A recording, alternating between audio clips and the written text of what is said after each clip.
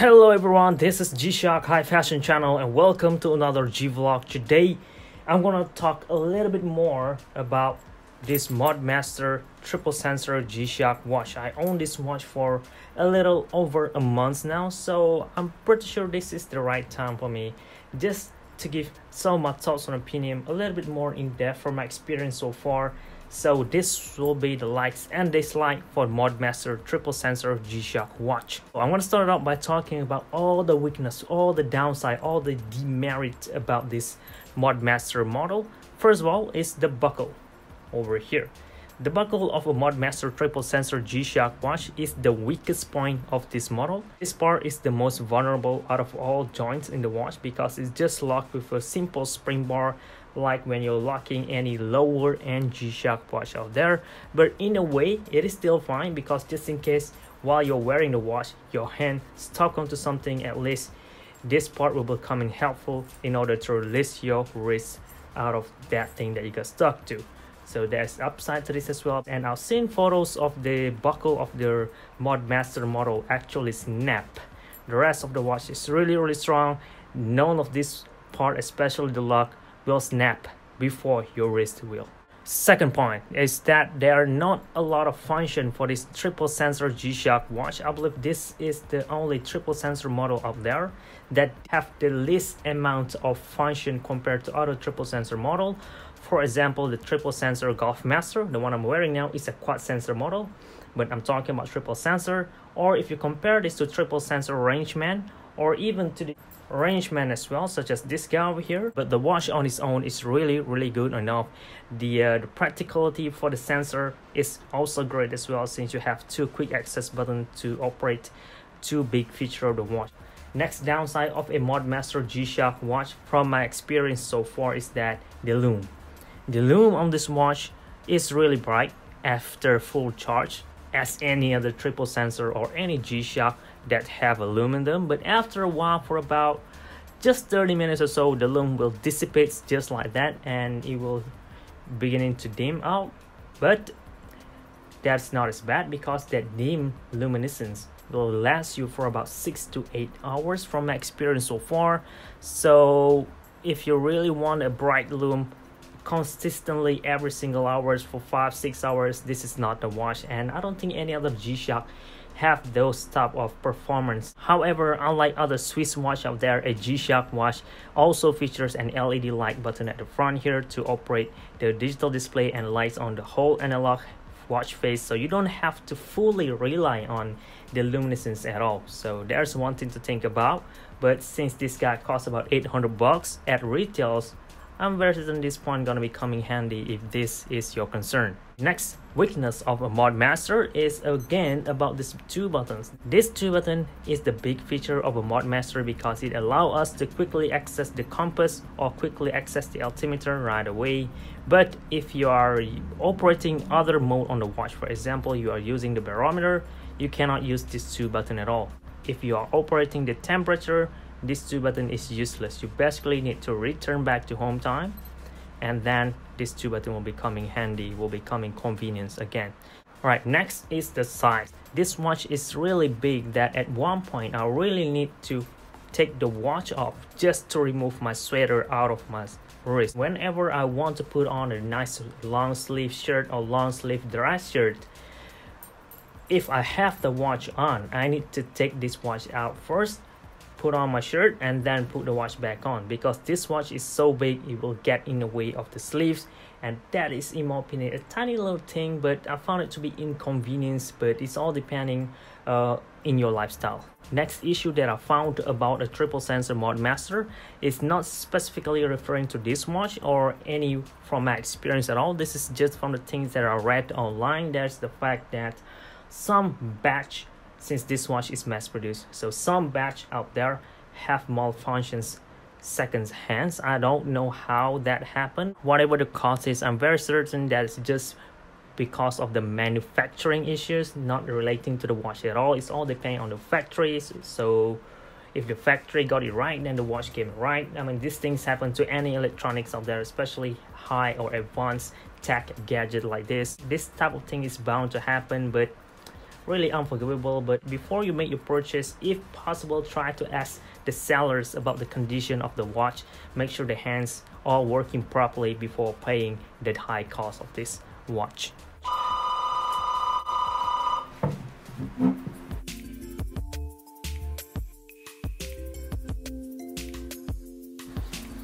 Hey, will you look at that?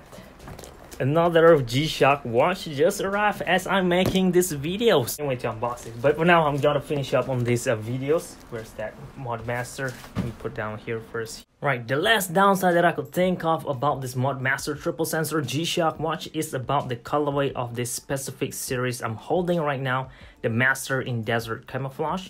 This guy came of a lighter tone of brown. And you know that lighter tone really makes things looks bigger, and that applies to this model as well, especially to me because I have a really skinny wrist. So when I wear this specific one, it really pops, it really shows itself, and that pretty bothers me sometimes, how it makes itself look much bigger than it already is. And that is all that I have to say about the downside of triple sensor Mudmaster, particularly for this guy or some in general. So let's move on to the next thing, that is the plus side of having a triple sensor Mudmaster G-Shock watch. First plus side of having a triple sensor Mudmaster or justify the price is because it features a carbon fiber second hand. Not a lot of people or even shop or stores mention this point at all. So if this point gonna help you out, and there it is. The second hand is carbon fiber and hence giving it a really light weight and thus making this watch very vibration resistance despite being an analog watch. This watch also have tough movement feature where this watch literally will set the hour, minutes and seconds hands back into its original position even they are misaligned. Even though you cannot see it, but keep in mind, whenever you beat the hell out of this, the watch still gonna show accurate timekeeping because they have extra sensors built in it that do that for you. Right, next thing that I need to point out is about the market price. This point is pretty much debatable, but from my experience so far of looking for this watch for me to buy, I found that the market price for a Mudmaster triple sensor in particular is really strong compared to other Master of G today. If you look at any G-Shock watch at all that was released today, the price will usually drop over time, if not maintained. For a Mudmaster series, even in the used condition, the price will maintains very well if you paid a lot to get one of these at first. One thing that I would say to you is that you don't really need to worry about it as much because you could still gain a huge portion of your money back after you wear this over time, depending on the condition of the watch. But that's fine, the watch is really tough, the end is not gonna broke. And that brings me to another point, is about the glass of this specific model that feature a sapphire. So whenever you want to sell your watch, having a sapphire glass like this is a huge deal because it is less likely to get scratch on it. I mean, you could scratch the band, you could scratch the bezel, and the price is still gonna drop, but people could still replace these parts. But if you scratch the sapphire glass on top of that, I don't know how to save you, man. Although you could try to polish it back up, but it's just not worth it in my opinion. The price is gonna drop significantly compared to when you just scratch the watch band and bezel. So having a sapphire glass is just great compared to not having it. Back to the original point that I mentioned before, that is about the colorway. One thing that I noticed about a Mudmaster triple sensor in particular, or any Mudmaster family if I'm not mistaken, that they could come in any colorway at all and yet they're still gonna look good. Case of G-Shock already released a Mudmaster like this in bright yellow watch band, and the model really looks good in my opinion.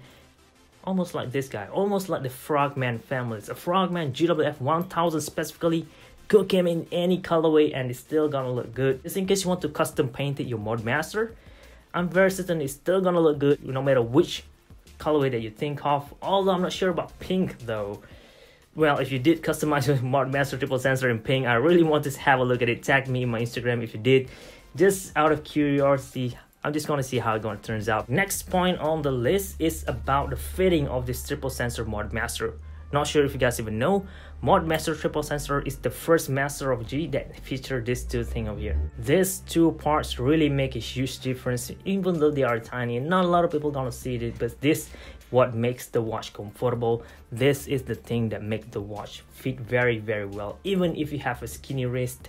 And not just that, Casio also make the watch weigh just enough to make it feels good. For Mudmaster, everything on this watch just overall balance, and I haven't talked about the interior just yet. It featured the best engine design for Master of G yet. Considering that this guy was the first Master of G that features all this incredible feature. I mean, this guy was released years back before we get the GPW 2000 or even the GPS Rangeman today.